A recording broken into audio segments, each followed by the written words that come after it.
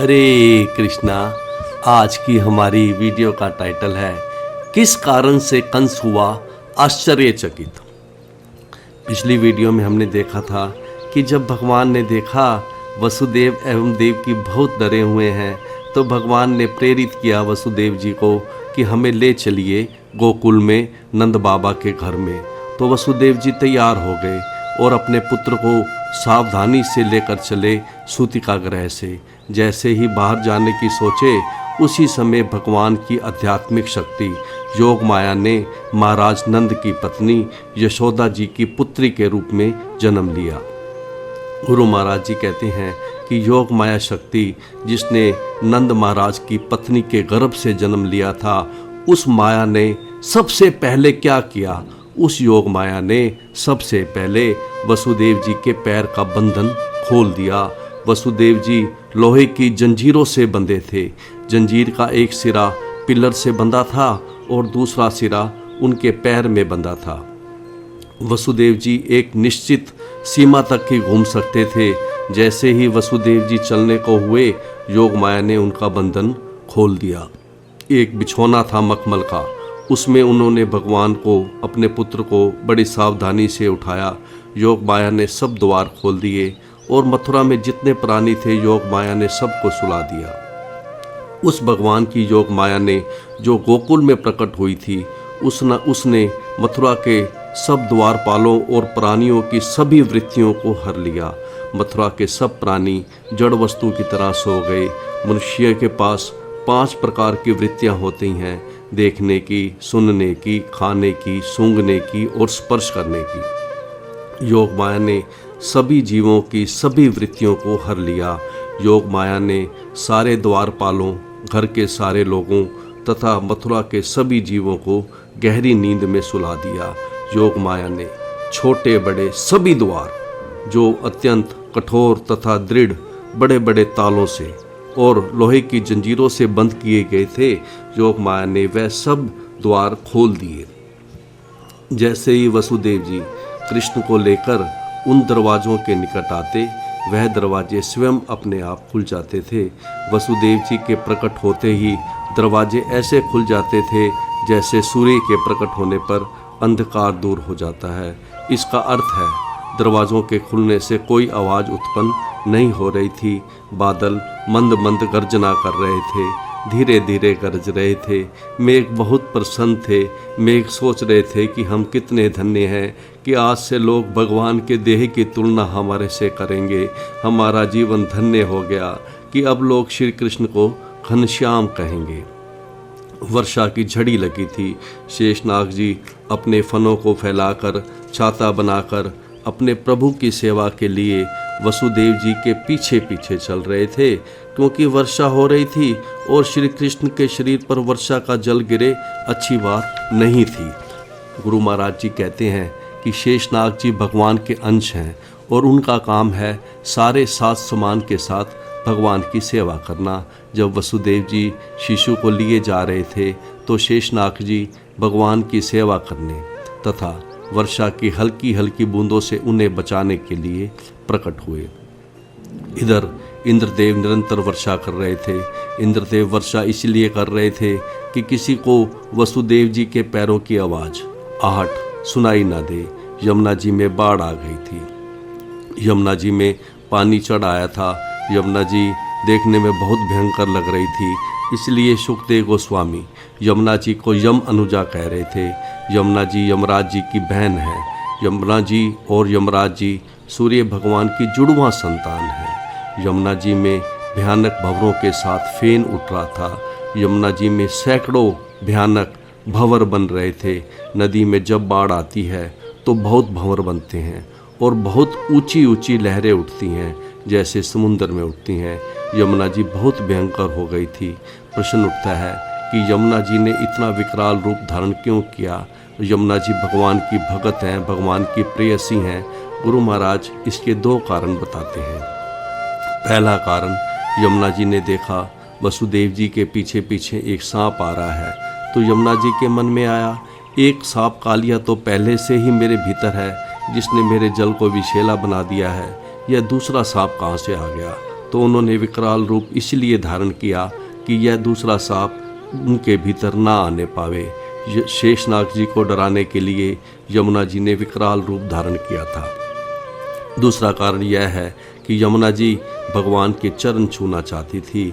यमुना जी और गंगा जी में बहुत प्रतिस्पर्धा रहती है कि यह गंगा जी भगवान के चरणों से निकली है, इसलिए लोग इनकी महिमा को ज़्यादा मानते हैं। इसलिए मैं भी भगवान के चरण छूऊंगी, भगवान के चरण पखारूंगी ताकि मेरी भी महिमा रहे। जैसे ही वसुदेव जी घुसे यमुना जी में, पानी छाती तक आ गया तो वसुदेव जी श्री कृष्ण को एक हाथ से ऊपर उठाकर दूसरे हाथ से तैरने की चेष्टा करने लगे। वसुदेव जी ने भगवान की सेवा के लिए अपने जीवन की भी परवाह नहीं की। वसुदेव जी श्री कृष्ण को बचाना चाहते थे। श्री कृष्ण को लेकर जैसे ही वसुदेव जी ने तैरने की सोची, उसी समय भगवान ने अपने पैर नीचे कर लिए। यमुना जी ने भगवान के पैर छू लिए, चरण पखार लिए। उसके बाद यमुना जी बिल्कुल शांत हो गई। दोनों तरफ जल की दीवारें खड़ी हो गई। यद्यपि जल हमेशा तल पकड़ता है, लेकिन भगवान के लिए जल ने अपना नियम बदल लिया। यमुना जी दो भागों में विभाजित हो गई। यमुना जी ने श्री कृष्ण को पार कराने के लिए मार्ग दे दिया। जल कहीं पैरों तक था, कहीं घुटनों तक था, ज़्यादा से ज़्यादा नाभि तक था। वसुदेव जी बड़ी आसानी से यमुना जी पार कर गए। यमुना जी ने ऐसे मार्ग दे दिया भगवान श्री कृष्ण को, जैसे सीतापति भगवान श्री रामचंद्र को मार्ग दिया था समुंदर ने। गुरु महाराज जी कहते हैं कि विचार कीजिए, जैसे ही वसुदेव जी ने श्री कृष्ण को गोद में लिया, धारण किया, सब दरवाजे खुल गए, सब पहरेदार सो गए, पैरों की बेड़ियां कट गई। यमुना जी ने भी मार्ग दे दिया। ऐसे भी हम भी यदि श्री कृष्ण को अपने हृदय में धारण कर लेंगे तो ना तो कोई सांसारिक बंधन रहेगा और ना ही कोई भौतिक बाधा रह पाएगी। सुखदेव गोस्वामी जी आगे कह रहे थे, दूसरी समस्या यह थी कि वसुदेव जी को गोकुल में कोई देख ना ले। वसुदेव जी परिचित थे कि नंद बाबा का घर कहाँ पर था, यशोदा का अंतपुर कहाँ था, परंतु नंद जी के यहाँ भी सब जीवों को योग माया ने सुला दिया था। कोई गाय भी नहीं जगी थी। जब वसुदेव जी पहुँचे नंद महाराज के गांव, उनके घर तक, तो वहाँ पर उन्होंने देखा सब ग्वालों को गहरी निंद्रा में सोया हुआ उन्होंने पाया। उन्होंने देखा कि यशोदा जी भी सो रही थी। उन्होंने देखा कि यशोदा जी को एक कन्या हुई है। वसुदेव जी ने अपने पुत्र को यशोदा जी के पास सुलाकर और उस कन्या को उठाकर गोद में लेकर वापस चले अपने घर की ओर, अर्थात कंस के कारागृह की ओर। जैसे जैसे वसुदेव जी आए थे वैसे वैसे ही वापस चले।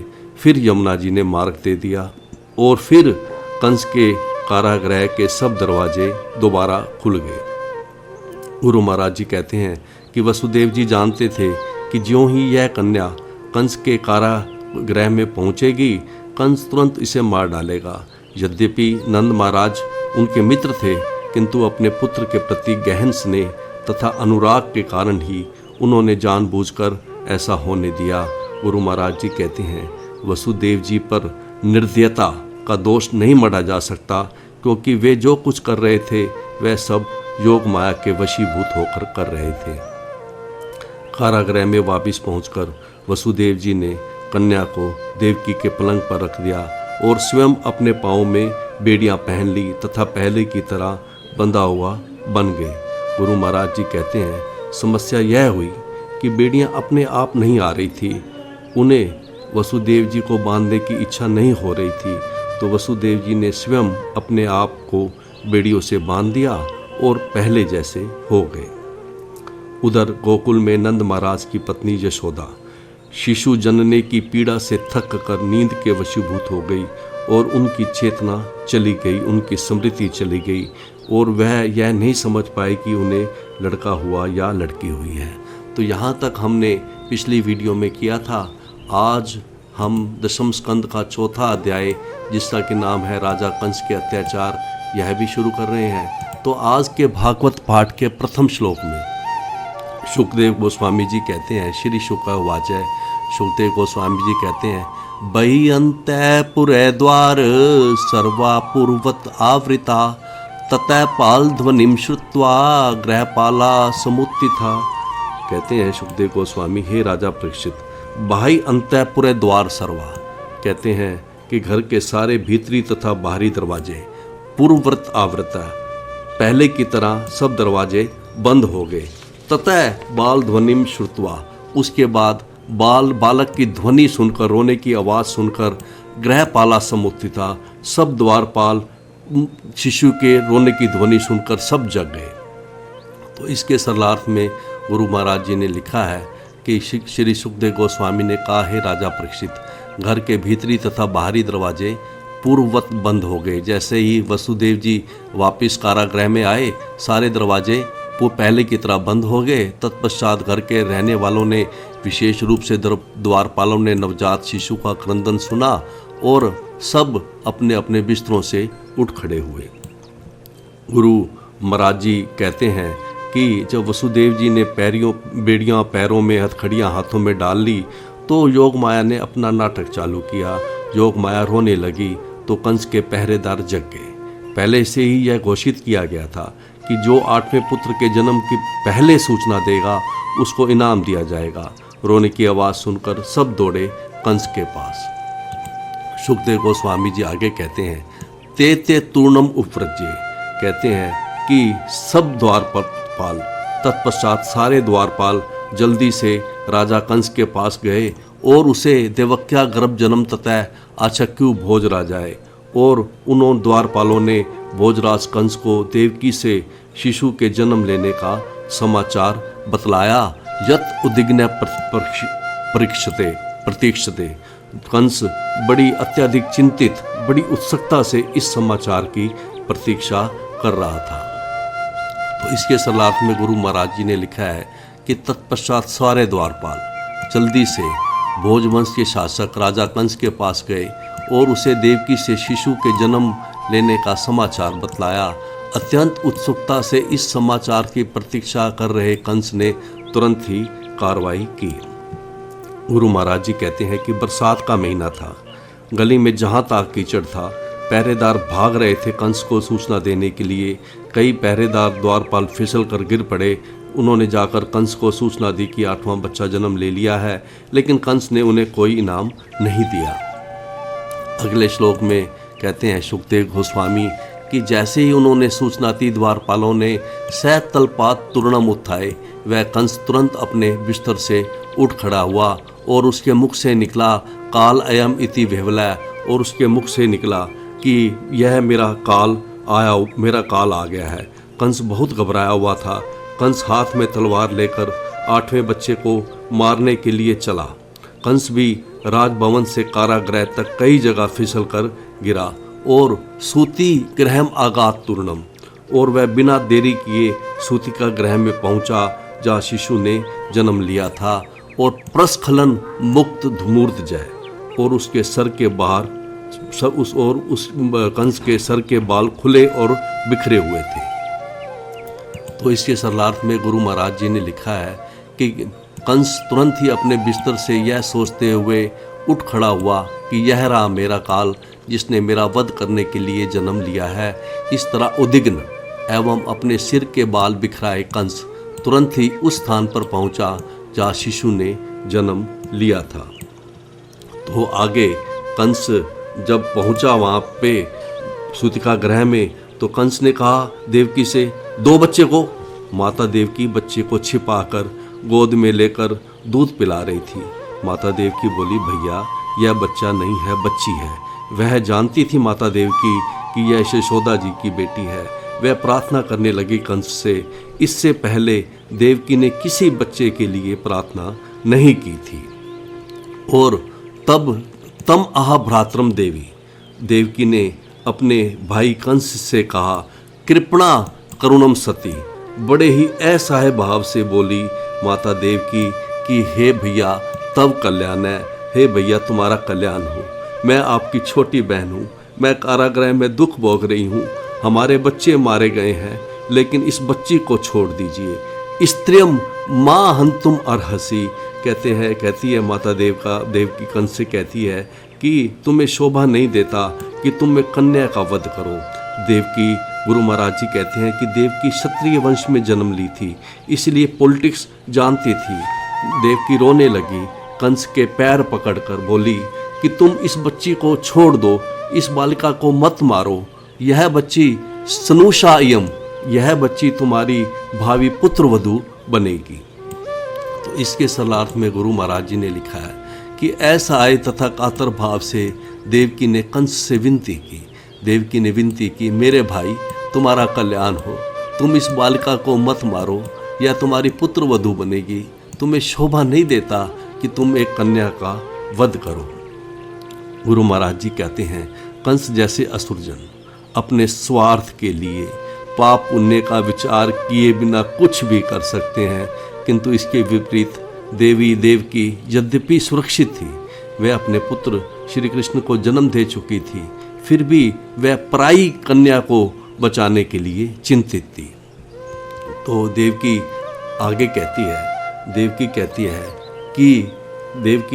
कहती है, हे भ्राता, कहती है, हे भ्राता, हे मेरे भाई, तव्या देव नृष्टेन, कि तुमने आकाशवाणी सुनकर पहले से ही बहवे हिंसिता शिशवा पापक उपमा, तुमने आकाशवाणी सुनकर पहले से ही मेरे अनेक सुंदर तथा अग्नि जैसे तेजस्वी शिशुओं का तुम वध कर चुके हो, किंतु कृपा करके पुत्रिका एक प्रदीयताम, कृपा करके इस कन्या को छोड़ दो, इसे उपहार स्वरूप इस कन्या को मुझे दे दो। तो इसके सरलार्थ में गुरु महाराज जी कहते हैं, देवकी कहती है, हे भ्राता, तुमने आकाशवाणी सुनकर दैववश मेरे अनेक सुंदर तथा अग्नि जैसे तेजस्वी शिशुओं को तुम पहले ही मार चुके हो, किंतु कृपा करके इस कन्या को छोड़ दो, इसे उपहार स्वरूप तुम मुझे दे दो। तो देवकी आगे कहती है कंस को कहती है, हे प्रभु, हे मेरे भाई, ननु अहम ते ही अवरजा, मैं तुम्हारी छोटी बहन हूँ, मैं दीन हूँ, हतसुता, मेरे सारे पुत्र मारे गए हैं, मैं अपने सारे बालकों से विहीन कर दी गई हूँ, दातुम ऐसी मंदाया, तुम इस अभागन को देने में समर्थ हो, हे अंग, हे मेरे भाई, इमाम चरमाम प्रजाम, तुम इस अंतिम शिशु को मुझे भेंट में दे दो। तो इसके सरलार्थ में गुरु महाराज जी ने लिखा है, देवकी कहती है, हे प्रभु, हे मेरे भाई, मैं अपने सारे बालकों से विरहित होकर अत्यंत दीन हूँ, फिर भी मैं तुम्हारी छोटी बहन हूँ, अतएव यह तुम्हारे अनुरूप ही होगा कि तुम इस अंतिम शिशु को मुझे भेंट स्वरूप दे दो। तो इसके बाद सुखदेव गोस्वामी जी कहते हैं कि जब देवकी ने इस तरह कहा तो सुखदेव गोस्वामी जी आगे कहते हैं कि उपगये आत्म जाम एवं, कि इस प्रकार अपनी पुत्री को आलिंगन करके अपनी पुत्री को सीने से लगाए हुए रुदत्या दीनवत, देवकी एक गरीब स्त्री की भांति अत्यंत दीनतापूर्वक रुदन करने लगी। और देवकी ने कंस से याचितैताम, देवकी ने कंस से अपने संतान के प्राणों की भीख मांगी, लेकिन जो कंस था वो तो खल था, वो इतना दुष्ट था, इतना निर्दयी था कि उसने विनिभृत से उसने देवकी को फटकारते हुए हस्तात अचिच्छ दे, उसने देवकी को फटकारते हुए उसके हाथों से उस बालिका को बलपूर्वक झपट लिया। तो इसके सरलार्थ में गुरु महाराज जी लिखते हैं कि सुखदेव गोस्वामी ने आगे कहा कि अपनी पुत्री को दीनतापूर्वक सीने से लगाए हुए तथा बिलखते हुए देवकी ने कंस से अपनी संतान के प्राणों की भीख मांगी, किंतु कंस इतना निर्दयी था कि उसने देवकी को फटकारते हुए उसके हाथों से उस बालिका को बलपूर्वक झपट लिया। गुरु महाराज जी कहते हैं, यद्यपि देवकी एक दीन स्त्री की तरह बिलख रही थी, किंतु वास्तव में वह दीन नहीं थी, वह पहले ही श्री कृष्ण को जन्म दे चुकी थी, अतः उनसे बढ़कर भाग्यवान धनवान और कौन हो सकता था। यहाँ तक कि देवतागण भी उनकी स्तुति करने के लिए आए थे, किंतु देवकी ने एक गरीब सताई हुई स्त्री की भूमिका इसलिए निभाई क्योंकि देवकी यशोदा की कन्या को बचाना चाह रही थी। तो सुखदेव गोस्वामी आगे कहते हैं, ताम गृहीत्वा चरण्यो जात मातरम सबसु सुताम। कहते हैं कि कंस ने नवजात शिशु को, अपनी बहन की कन्या को उसके दोनों पांवों से बलपूर्वक खींच लिया और सब अर्थ उन्मिलित सुहृदय और अपने विकट स्वार्थ के कारण अपनी बहन से सारे संबंध तोड़ते हुए उसने उस कन्या को अपोथ्यत शिला प्रस्तय, कंस ने उस कन्या को घुमाकर पत्थर पर मारना चाहा, जिस पत्थर पर वसुदेव जी रोज स्नान करते थे। इसके सरलार्थ में गुरु महाराज जी ने लिखा है कि अपने विकट स्वार्थ के कारण अपनी बहन से सारे संबंध तोड़ते हुए घुटनों के बल बैठे कंस ने नवजात शिशु के पांव को पकड़ा और उसे पत्थर पर पटकना चाहा। तो अगले श्लोक में सुखदेव गोस्वामी जी कहते हैं कि वो कोई सामान्य बच्ची नहीं थी, वह बच्ची दुर्गा माता थी। सा तात हस्तात सम उत्पत्ति, वह दुर्गा माता तुरंत कंस के हाथों से छूटकर स्लिप करके सद्य देवी अम्बरम गता, वह तुरंत देवी के रूप में आकाश में ऊपर उड़ गई और अदृश्यतः अनुजा विष्णु, और वह कन्या जो भगवान विष्णु की छोटी बहन थी देवी के रूप में आकाश में देखी गई। और कंस देखने लगा कि बहुत बड़ा प्रकाश हुआ है। कंस ने देखा आकाश में आयुधा अष्ट महाभुजा, कंस ने देखा आकाश में माता दुर्गा 8 भुजाओं से युक्त थी, सब आयुध धारण कर रखे थे माता दुर्गा ने, सब अस्त्र लिए हुए थी। सब देवता लोग स्तुति कर रहे थे माता दुर्गा की आकाश में। तो इसके सरलार्थ में गुरु महाराज जी ने लिखा है कि वह कन्या योग माया देवी जो भगवान विष्णु की छोटी बहन थी, कंस के हाथ से छूटकर ऊपर की ओर चली गई और आकाश में हथियारों से युक्त 8 भुजाओं वाली देवी दुर्गा के रूप में प्रकट हुई। जैसे कि इस चित्र में दिखाया गया है कि माता दुर्गा प्रकट हुई और कंस बड़ा आश्चर्यचकित हो गया। सब देवता माता दुर्गा की स्तुतियां कर रहे थे। गुरु महाराज जी कहते हैं कि कंस ने कन्या को नीचे पत्थर पर पटकना चाहा, किंतु वह तो भगवान विष्णु की छोटी बहन योग माया थी, अतः हाथ से छूटकर ऊपर चली गई और देवी दुर्गा का रूप उसने धारण कर लिया। इस श्लोक में अनुजा जो शब्द है ये बड़ा महत्वपूर्ण है। अनुजा का अर्थ है छोटी बहन।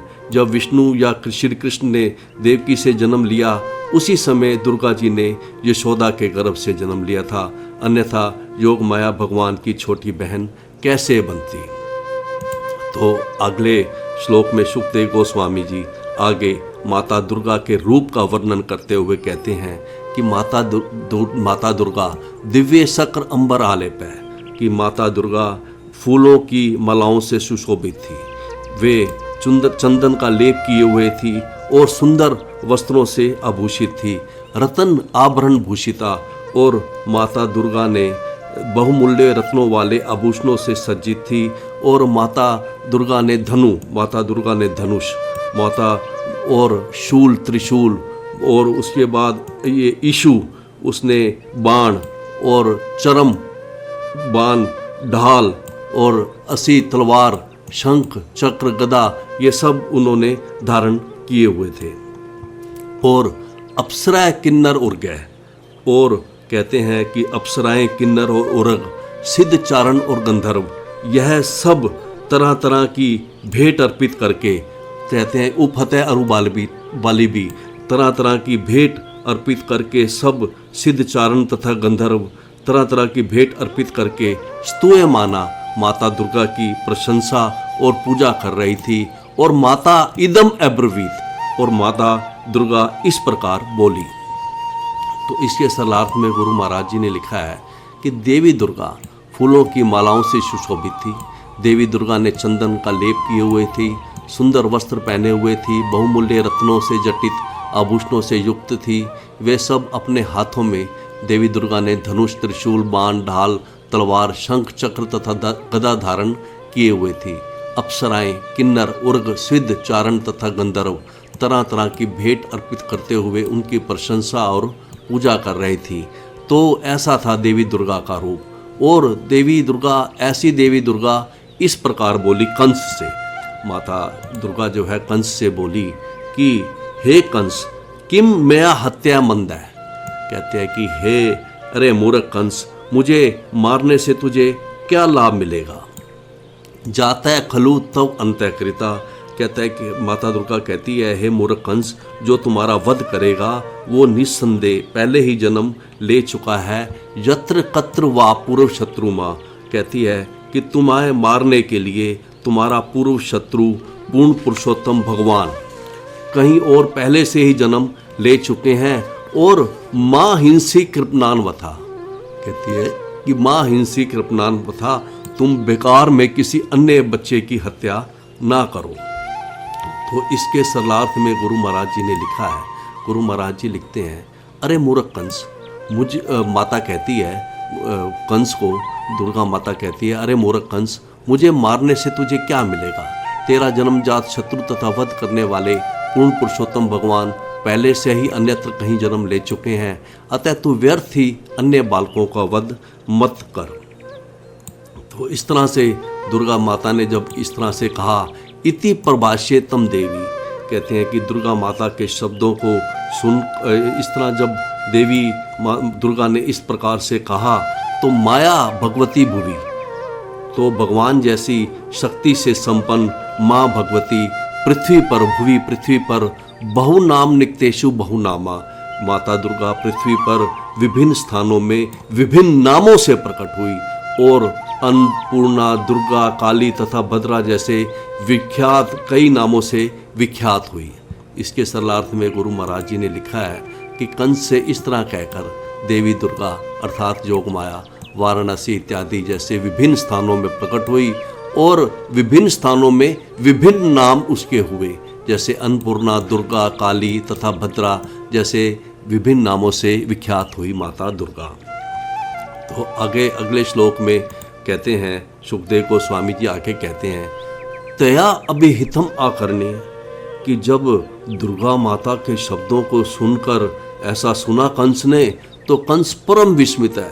कंस तो बड़ा ही आश्चर्यचकित हुआ कंस को, और इतना सुनते ही कंस जो है वह वसुदेव और देवकी के चरणों में गिर गया।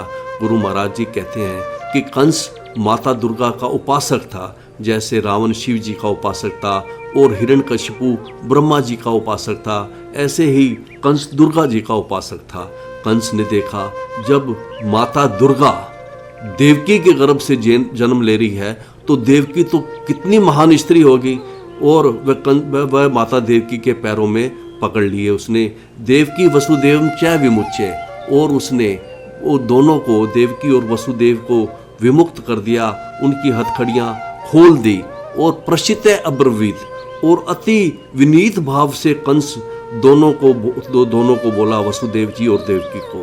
तो इसके सरलार्थ में गुरु महाराज जी ने लिखा है कि देवी दुर्गा के शब्दों को सुनकर कंस अत्यंत विस्मित हुआ, आश्चर्यचकित हुआ।